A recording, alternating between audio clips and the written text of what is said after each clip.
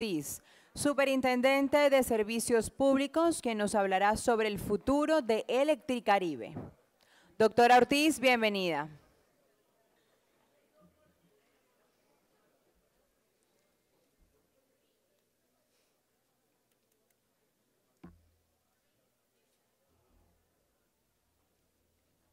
Buenas tardes. Bien, sí, señora. Yo sí me veo acá, sí, es que yo soy chiquitica. Usted me dirá ¿Cómo estás?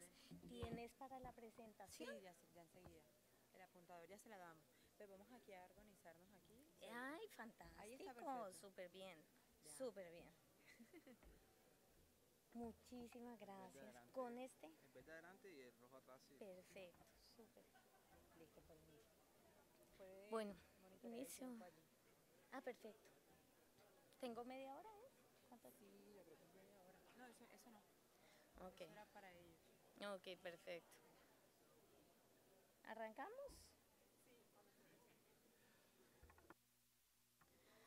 Buenas tardes. Bueno, muchísimas gracias por quedarse a esta hora del cansancio.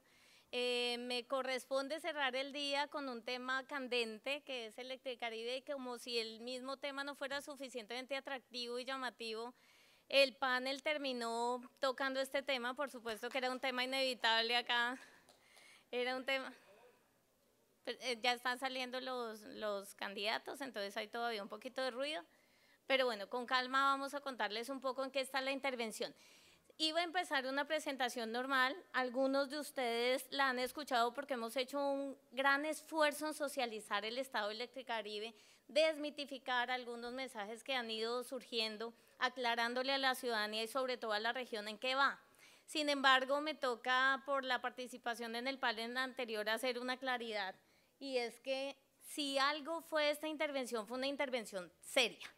La toma de posesión que se hizo el 14 de noviembre del 2016 se hace después de evidenciar un incumplimiento por parte de Electricaribe en su condición original, con su dueño prioritario que es Gas Natural Fenosa, por incumplimiento de las obligaciones del mercado mayorista de energía. ¿Esto qué quiere decir?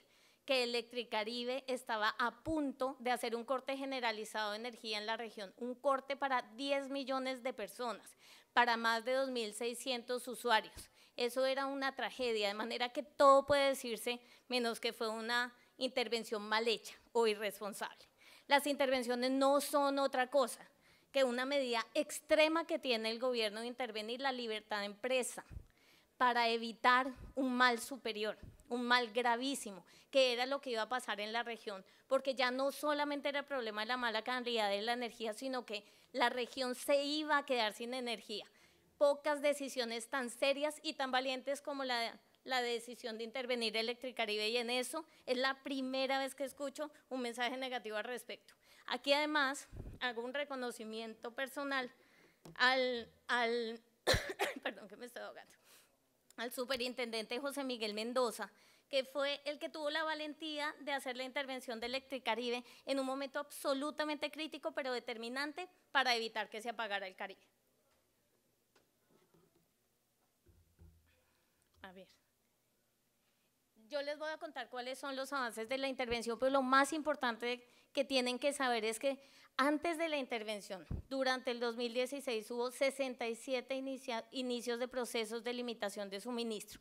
Esto en lenguaje coloquial quiere decir que 67 veces en un solo año Electricaribe tuvo dificultades para pagar a los generadores el suministro de energía. ¿Qué ha pasado desde la intervención? No ha habido un solo inicio de procesos de limitación de suministro. Eso no es fácil. Las intervenciones no traen, como lo mencionaba el senador Cepeda, debajo del brazo un montón de plata para hacer planes de inversión o para solucionar los problemas financieros de las empresas. Eso no es lo que pasa. Lo que pueden hacer las intervenciones es retirar a los administradores que están haciendo mal las cosas. Y lo que era clarísimo para la región y para el país es que Gas Natural no estaba haciendo las inversiones que tocaban. 10 años de desinversión no se solucionan de un día para otro. Y si algo fue esta intervención, además de seria, fue sincera. El superintendente Mendoza lo dijo el mismo día de la toma de intervención: aquí no van a ocurrir milagros, al día siguiente no va a haber una mejor calidad de la energía, aquí lo único que va a pasar es que vamos a administrar mejor la empresa y vamos a evitar que se apague el Caribe. ¿Cómo se hace eso? Eso se hace con un gran esfuerzo.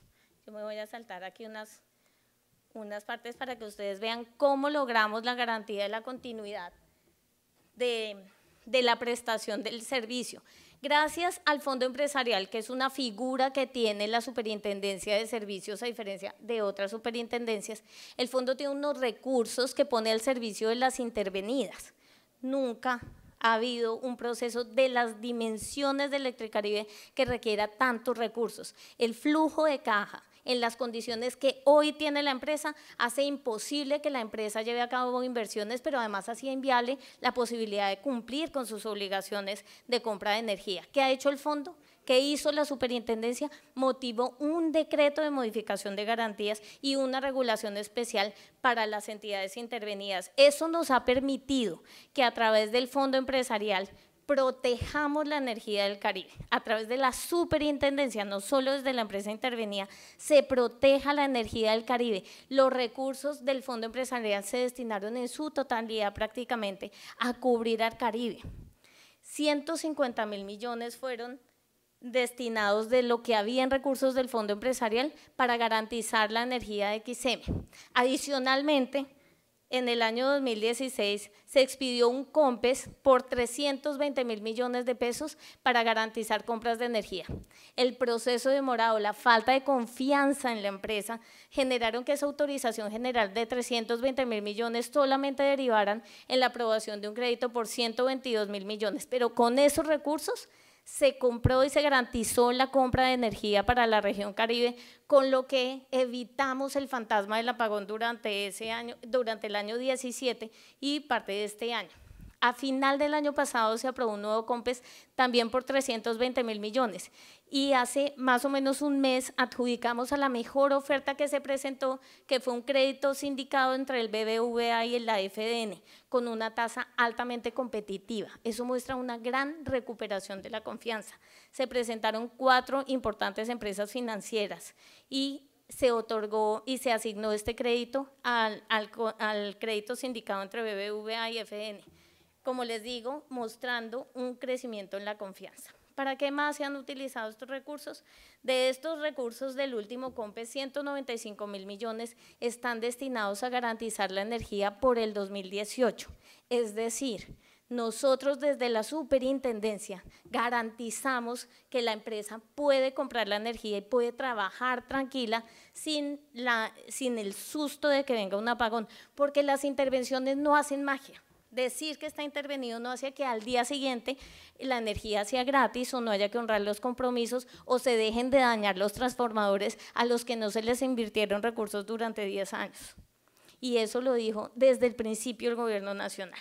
Entonces aquí yo sí creo que más importante que resaltar lo que se ha hecho es resaltar la seriedad de la medida, porque además hacer ese tipo de aseveraciones pone en riesgo al Estado colombiano. Cuando hablaron de la demanda internacional, se les olvidó aclarar que el demandado es el Estado colombiano, no es un gobierno, no es la empresa.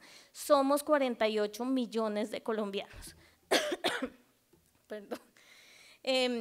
48 millones de colombianos que estamos en medio de la demanda. Todo lo que decimos es importante. Por eso yo he tenido que aclarar en varios sitios que la intervención no es una expropiación, porque ese es el objeto de la demanda. Y aquí hablaban de ser sinceros. Esta es la realidad nacional. La verdad es que la intervención no es un proceso expropiatorio, es una medida extrema que busca dar garantías a la empresa y eso se ha logrado al 100%. La razón por la que se hizo la intervención era porque había un riesgo de apagón. Lo que se puede probar es que durante 2017 y lo que va del 2018 no ha habido un solo riesgo de apagón. De los recursos del nuevo crédito, 195.000 millones irán para garantizar esa energía en 2018, pero además habrá 125.000 millones para inversiones. Y eso además de lo que se libera en el flujo de caja gracias a nuestro apoyo por parte del Fondo Empresarial permitirá que Electricaribe, que venía, como es por todos conocidos, en una senda de inversiones pobrísima, absolutamente irrisoria e incluso insuficiente para mantener incluso la mala calidad que tenía, ha superado las inversiones. El año pasado en la intervención, pese a no tener flujo de recursos nuevos, con una gestión de administración, creció en 15.000 millones de pesos frente a lo que venía invirtiéndose históricamente. Eso parece poco, pero en términos de gestión y sobre todo de destinación de los recursos mejoró muchísimo. 89.000 millones de pesos fueron dedicados a calidad del servicio. Hay varias zonas, y nos lo han reconocido en los recorridos que hacemos en la región, que han ido mejorando, pero no van a ser todas, no va a ser de inmediato. Se está priorizando las inversiones más sentidas en las zonas más afectadas por calidad. Pero uno tiene que ver varios modelos allí, varios intereses. Hay infraestructura que está muy deteriorada, que está sobrecargada, que tiene niveles de tensión que superan los reglamentarios en toda la región. Son 7 departamentos. Para tener un orden de magnitud, Electricaribe tiene más de 94.000 transformadores de potencia. Calculen lo que es administrar esto cuando llevaba 10 años sin intervención. Luego, todas las inversiones se pueden sentir muy localmente, pero no tienen la redundancia regional que quisiéramos. Esto que ha permitido también, ha permitido una gestión más seria y un crecimiento de la credibilidad de la empresa. Nosotros encontramos una empresa con una altísima exposición a bolsa. Solamente en Cartago la supera en exposición a bolsa respecto de los 29 operadores del país. Tuvimos suerte que el año pasado los precios de bolsa fueron favorables y eso no fue tan dramático para la empresa, pero todos sabemos que estar en esos niveles de exposición es muy riesgoso para cualquier operación y para hacer una planificación seria empresarial. Hemos bajado la exposición a bolsa de manera considerable. En menos de un año se bajó al 24.9% y seguimos construyendo confianza para que pueda hacer la empresa contratos bilaterales de compra de energía. Estar contratada la protege de la volatilidad climática, de la volatilidad de precios de la bolsa que son propios de nuestro sector. También se ha hecho una gestión en el recaudo. Parte de los alegatos que había del dueño de la empresa era que la costa Caribe era una región de mala paga. Eso no contrasta adecuadamente con el pago de otros servicios. Sin embargo, sí encontramos que hay un reto de recaudo. Cuando uno tiene un servicio que se interrumpe permanentemente, que se cae permanentemente, se genera un desincentivo al pago adecuado, se genera un desincentivo a recaudo oportuno. Y aquí en el panel anterior, no en el de los candidatos, sino en el de, bueno, ese era de la expansión del sector eléctrico, pero terminó en otros temas, pero en ese mencionaban el tema de las tarifas tan altas. Y cuando uno coge una factura de Electricaribe se encuentra que ahí está metido, por ejemplo, el cobro del alumbrado público, que está al vaivén de la autonomía municipal. En la reforma tributaria, desde el gobierno tuvimos una iniciativa para que el alumbrado estuviera asociado al consumo energético necesario para prestar el servicio de alumbrado público. Desafortunadamente esa iniciativa, por los vaivenes políticos y curiosamente con una gran participación en la oposición por parte de la bancada costeña, no quedó así. De manera que seguimos en el mismo albur que pueden generarse en los territorios la determinación del alumbrado público. Adicionalmente encuentra uno otros factores de cobro como los cobros de seguridad municipal o departamental. Cuando uno ve una factura de Barranquilla, el 30% de la factura corresponde a factores distintos al servicio energético. Así que uno empieza a sentir que la tarifa termina siendo muy cara por temas distintos al servicio mismo de la energía. Si a eso le sumamos la mala calidad, hay una combinación de factores que afectan seriamente el recaudo. De manera que subir un punto de recaudo en la región es realmente costoso, realmente dramático, pero un punto de recaudo en Electricaribe son 43.000 millones de pesos al año. El recaudo se ha subido desde la intervención llegando a niveles del 90%. ¿Qué permite eso? Tener un mejor flujo de caja, un flujo más saludable, pero eso va acompañado de programas de confianza, de socialización, de fidelidad de los usuarios. Para eso hay que hacer también un trabajo social en zonas que además ya fueron afectadas incluso por orden público en el pasado por las interrupciones. Y yo lo he dicho en otros escenarios, todos sabemos los del sector energético que la tarifa de la región Caribe bajo la reglamentación que hoy está ejecutándose con las tarifas es la más baja del país, pero cuando uno tiene un servicio malo cualquier tarifa es la más cara. De manera que el desincentivo es comprensible. Recuperar esa confianza no ha sido fácil. Como les digo, desde la superintendencia, nuestro gran esfuerzo ha sido proteger la causa inicial de la intervención, el peligro del recorte. Pero para este año ya no vamos a subir en 15.000 millones la inversión, la vamos a duplicar, vamos a llegar a más de 250.000 millones de pesos que están destinados a reponer activos del sistema de transporte regional y del sistema de distribución local, que son los más afectados, que son los afectados por la desinversión de Electricaribe en estos 10 años, a configurar y a construir circuitos. Los circuitos de Electricaribe, hay 672.000 circuitos de media tensión que están en un nivel de sobrecarga impresionante. No solamente no cumplen niveles regulatorios, sino que tienen altos riesgos incluso para la seguridad. Con esos criterios es que se focalizan los recursos, que aquí parecen pequeños, pero que cuando son el circuito que corresponde a la región en la que uno está habitando, en la que uno prende su refrigerador, en la que uno prende el televisor, en la que uno tiene su comercio o su industria, eso hace toda la diferencia. De manera que priorizar adecuadamente y objetivamente estos recursos es realmente determinante. Y la otra medida para la que se usan estos recursos es el blindaje de redes y normalización de medidas de usuarios residenciales. Y en el panel anterior hablaban de una cultura de legalidad. Y yo quiero hacer una pequeña cuña porque de mi vida inmediatamente pasada me queda un sinsabor que no puedo dejar de decir cuando se referían a minería criminal, cuando se ha hecho un gran esfuerzo en el gobierno por sacar del lenguaje ese tipo de expresiones que descalifican a un sector que tiene unos trabajadores formales, que tiene un esfuerzo de legalización, que tiene unos costos ambientales y unos compromisos ambientales cuando equiparan minería con cualquier tipo de extracción ilícita. Entonces tenía que hacer este paréntesis para sacar como del estómago la incomodidad de que hablen de minería criminal cuando aquí se habla legalmente es de extracción ilícita de minerales. Pero para cerrar el punto y volver al que íbamos, hay que construir una cultura de legalidad.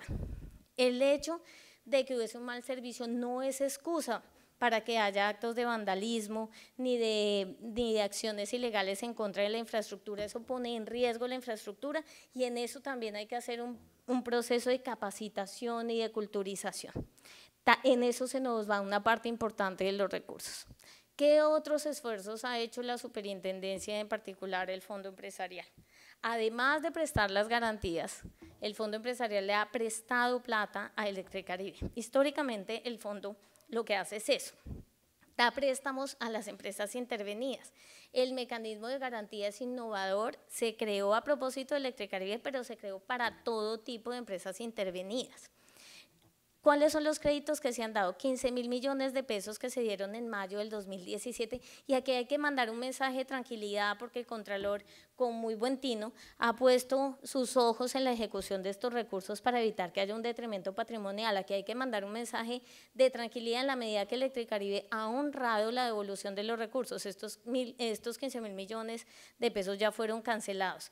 También se le prestaron 7.000 millones de pesos en garantía para continuar con los proyectos PRONE. Estos son los proyectos de normalización energética, son los proyectos que ayudan a que se normalicen los barrios, que se cuelgan ilegalmente, se redunda en un mejor recaudo y en un mejor servicio.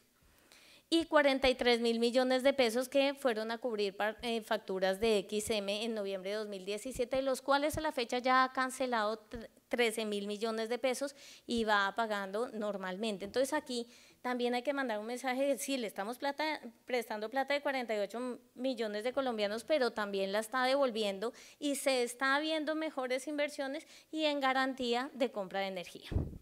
¿Qué otros hechos relevantes hay para resaltar? Aquí este es el listado de proyectos de CDL asociados al sistema de transmisión regional. ¿Por qué ponemos estos proyectos? Este es un esfuerzo que ha hecho Electricaribe ante la falta de liquidez y del volumen de recursos que necesita para invertir, y este es un mecanismo innovador. Ellos sacaron a convocatoria estos proyectos para que las empresas que son tan fuertes de nuestro sector ejecutaran estos proyectos y tuvieran una figura similar a un leasing, de manera que no le presiona caja a la empresa, pero se pueden hacer estas obras que, si ustedes las revisan, son las obras prioritarias para conectarse con el Plan 5 Caribe. Este Plan 5 Caribe Esta es la ubicación de las obras, son obras estratégicas para conectar con los 3.8 billones de pesos que viene invirtiendo el gobierno nacional en las redes de transmisión nacional y en las redes de transmisión regional. Estos proyectos, esto tengo que darle el crédito a la UME y al Ministerio de Minas y Energía que hacen el seguimiento del Plan 5 Caribe, que me facilitó los datos de hace una semana. Estos proyectos son el compromiso del gobierno nacional con la región Caribe. Yo hace un año estuve en este mismo congreso hablando en un foro también sobre Electricaribe, pero como viceministra de Energía al pie del señor superintendente José Miguel Mendoza. Y en ese panel decíamos que el gobierno sí ha cumplido su parte del Plan 5 Caribe, el gobierno sí inició las obras, incluso hay adjudicaciones que datan de 2011. Aquí hay proyectos que van de 2011 a 2016, de los cuales se adjudicaron 13 proyectos del STN por 2.1 billones de pesos y 14 del STR por 1.1 billones de pesos. Ya de esos proyectos han entrado 5 en operación del STN y 5 en operación del STR, de manera que aquí sí hay un cumplimiento del Estado colombiano, y recuerden en qué marco les estoy diciendo esto, respecto de sus compromisos de inversión para mejorar la calidad del servicio energético de la región Caribe. Entre el año pasado y este año ya se han adjudicado 3 proyectos del STN por 477.000 millones de pesos y 3 del STR. Ya de estos proyectos han entrado en operación, de los que han venido en ejecución entraron durante este año largo en operación 2 proyectos del STN y 4 del STR. Cada vez vemos que se acerca más la ejecución de este Plan 5 Caribe y por eso la urgencia de que Electricaribe también honrara sus compromisos y buscara mecanismos creativos de ejecución.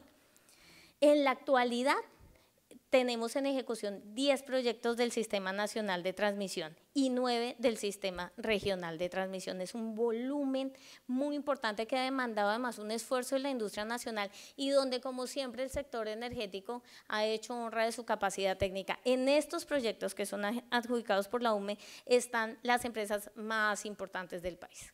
Están participando las empresas más fuertes, más serias, dando también su compromiso a la región Caribe. Hace unos días se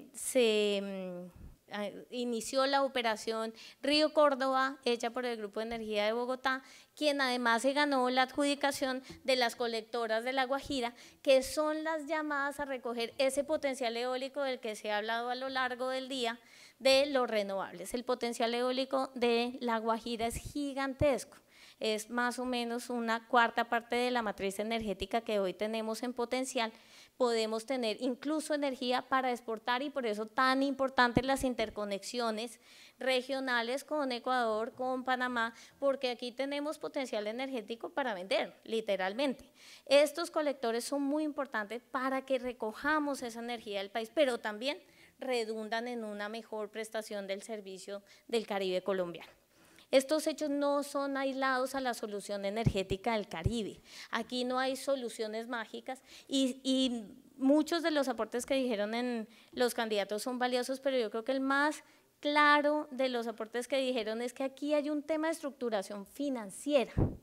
El Caribe y el país tiene capacidad técnica suficiente para poner a punto el sistema eléctrico de la región, no solamente para las condiciones de demanda que tiene hoy, pero recordemos que hablando de crecimiento de la demanda energética, que era el objeto del panel anterior, aquí el Caribe crece al doble del resto del país en consumo energético. El potencial de competitividad del Caribe es gigantesco, no solamente por la habilidad y el talento humano de las personas de la región Caribe, sino además porque tiene los puertos más importantes del país, la salida fluvial más importante del país, que lo hace altamente competitivo y con un potencial de crecimiento. No puede ser inferior el sistema eléctrico de la región para el potencial que tiene, ¿sí? El nivel de cobertura de la región Caribe sigue siendo muy insuficiente. Estamos hablando de 10 millones de personas cubiertas, pero tenemos un porcentaje muy grande de personas sin cobertura energética por dispersión, por complejidad, pero ahí hay oportunidades muy grandes para mejorar. Hablaban de aprovechar el potencial eólico y solar de la región, por supuesto. Es muy importante aprovechar todos los recursos que tiene el país. Todos son todos, convencionales, no convencionales, todos son muy importantes. Pero en la región Caribe el problema no es de generación energética. En el país en general el problema no es de generación energética. Aquí es un problema de distribución. Y en el panel de crecimiento de la demanda había una discusión muy interesante en la que hablaban que todas las medidas deben estar orientadas a la competitividad, y yo estoy de acuerdo. Yo creo que es muy importante promover la competitividad del país, de la industria del país, por supuesto que sí. En lo que no acabo de estar de acuerdo, sobre todo cuando me tengo que parar en Electricaribe, es que la competitividad tiene el mismo nivel de importancia que la confiabilidad, porque cuando uno está en el Caribe se da cuenta que la confiabilidad es una razón sine qua non. Cuando uno está discutiendo de competitividad, eso habla muy bien del país. Eso es como ahora que hablamos mucho de corrupción, lo cual es perfecto, hay que encarar la corrupción gracias a que no estamos hablando de las FARC todo el día. Se quita las FARC y se quita como una sombra para dedicarnos a los problemas reales del país. Cuando uno tiene confiabilidad puede hablar de mejorar en términos de competitividad. Por ejemplo, cuando uno está en la región Caribe, se da cuenta que aquí hay que garantizar la confiabilidad del servicio energético. Y ese es nuestro trabajo. ¿Cuál es el trabajo de largo plazo de la intervención? Y el título a mí me pareció bastante ambicioso y complicado para el momento en el que estamos en Electricaribe. El trabajo de la intervención es pensar en el largo plazo cuál es la estructura que nos va a llevar a tener el sistema eléctrico que la región Caribe se merece. Esa no es una tarea menor. Lo primero que hay que hacer, este es el detalle de los proyectos, pues ustedes lo han visto en las presentaciones de la UME, lo primero que hay que hacer es poner la casa en orden, y es una casa bastante desordenada. Lo que nosotros vimos y lo que vio el país, lo que llevó a tomar la decisión de la intervención fue el nivel tan deteriorado de la infraestructura, pero lo que no vimos es lo que está dentro. Una deuda y una falta de gestión de cobro gigantescos. Y hoy tenemos pequeñas buenas noticias que se construyen cada día y que van encaminadas a la solución general. Por ejemplo, se hizo una línea especial de crédito de Findeter que le va a permitir a las entidades territoriales pagar sus deudas de servicios públicos. Eso le ayuda a todo el país, pero ya se hicieron los primeros acuerdos para que le paguen a Electricaribe las deudas públicas. Los gobernantes, los alcaldes están empezando a reconocer sus acreencias porque además ven confianza y tienen credibilidad en la empresa y empiezan a hacer pagos. El primer convenio que se aceptó fue el del municipio de Mates, que tenía un municipio del tamaño de Mates, tenía una deuda de energía de 326.000 millones, ¿no? ¿Ya la había pagado? Ah, tienes razón, sí, es grande, sí, sí.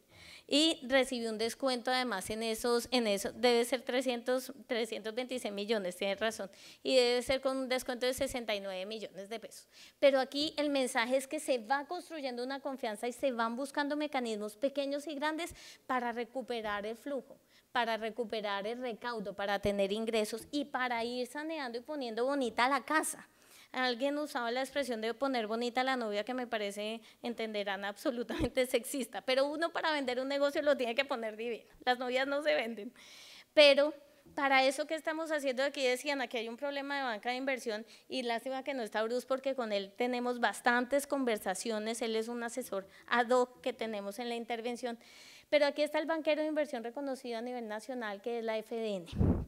Lo mencionaba alguno de los candidatos, a Clemente, que es la cabeza de la FDN. Esta es la entidad que estructuró las 4G. No trajimos aquí a cualquiera, no se convocó a cualquier banca de inversión incipiente. Aquí está la FDN detrás, pensando en la manera como se va a dar la solución definitiva. Y como les decía, aquí hay que poner bonita la casa.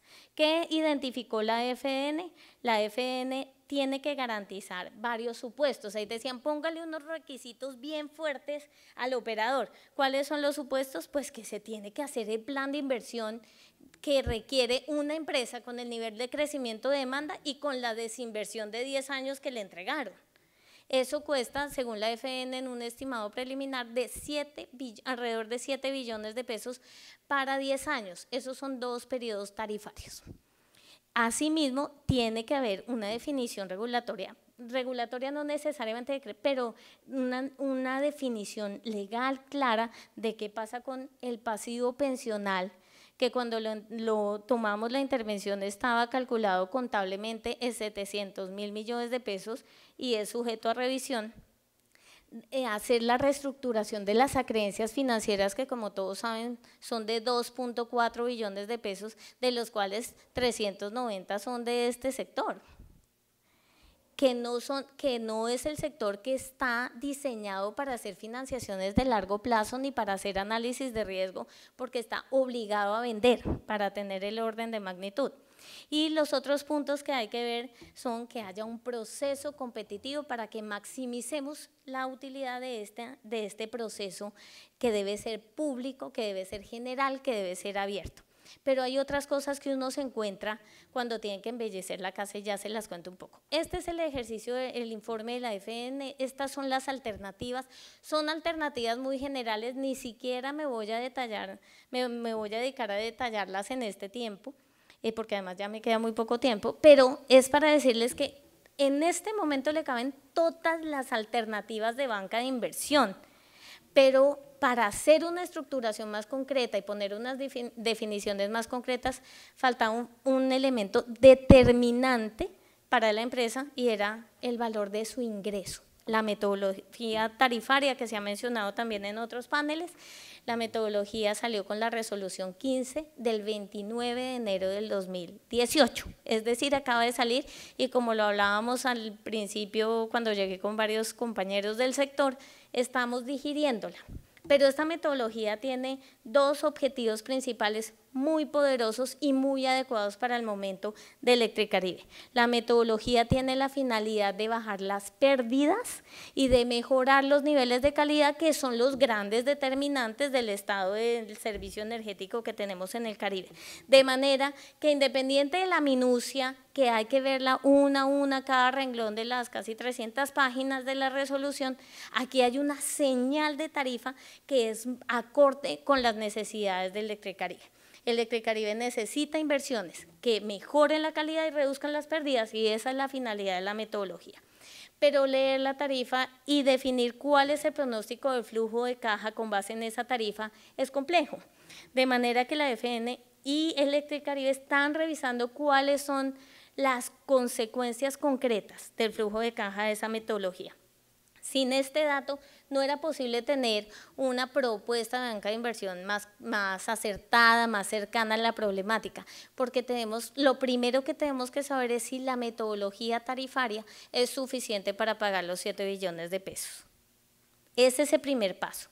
Pero para definir el futuro de Electricaribe, además de saber si la tarifa cubre los 7 billones de pesos, hay que resolver, como lo dijimos antes, el tema del pasivo pensional, y hay que racionalizar el tema laboral. Esto además de la mano del sindicato, que tiene muy buena voluntad, hay que decirlo, pero es un sistema empresarial en el que 1.492 empleados tienen 8 convenciones sindicales. Eso no es atractivo para nadie. Eso no es fácil de vender. Cuando tú tienes un pasivo contingente, sin terminar de determinar, sin definir cuál es el futuro de ese pasivo, y tienes un sistema laboral tan complejo, con un nivel de beneficios llamativo en términos de salud, de energía gratuita y otro tipo de beneficios que fueron adquiriendo los trabajadores en su momento, y además son 8 regímenes distintos por región, es muy complejo vender esta empresa. Entonces, ¿qué es lo primero que hay que hacer? Tener claro cuál es el flujo que permite esa tarifa. Y lo segundo que hay que hacer, y no quiere decir que sean consecutivos, sino que vamos haciendo concomitantes, es aclarar qué pasa con el pasivo pensional y qué pasa con el tema de los trabajadores. Hemos avanzado muchísimo. La intervención no solamente ha servido para tener la sombrilla de tranquilidad que no va a haber un apagón.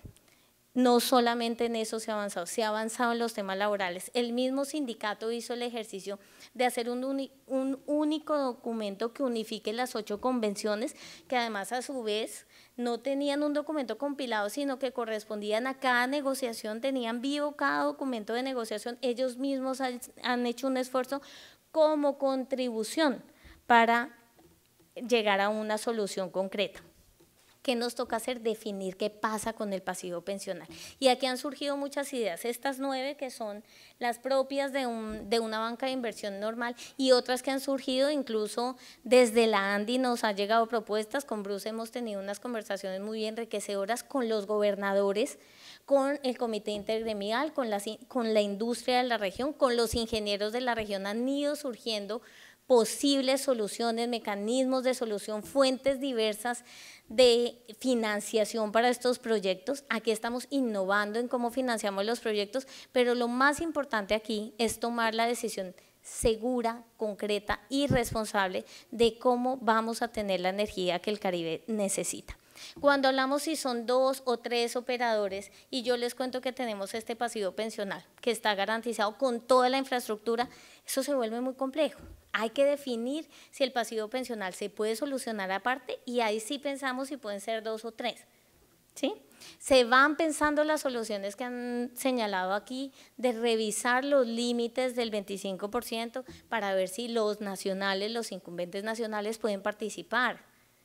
Estamos revisando todos los mecanismos que contribuyan a una solución y no hay un día que no trabaje el gobierno nacional en pleno para esto. Y no hay un día que no esté el equipo de la superintendencia vigilando la intervención, porque además las particularidades de la intervención es que lo que nosotros hacemos es remover un administrador, pero ese sigue siendo un privado, ese sigue siendo un gestor del servicio de distribución en la región y nosotros seguimos siendo el órgano de inspección, vigilancia y control. De manera que hay otras cosas que nosotros vamos haciendo como superintendencia, aparte de nuestro rol tan cercano con Electricaribe. Tenemos una política de supervisión prudencial o supervisión preventiva que lo que nos está permitiendo es establecer mecanismos de alertas de riesgo para que no tengamos más problemas como Electricaribe, para que además al mismo Electricaribe lo monitoreemos con una visión de riesgo sistémico.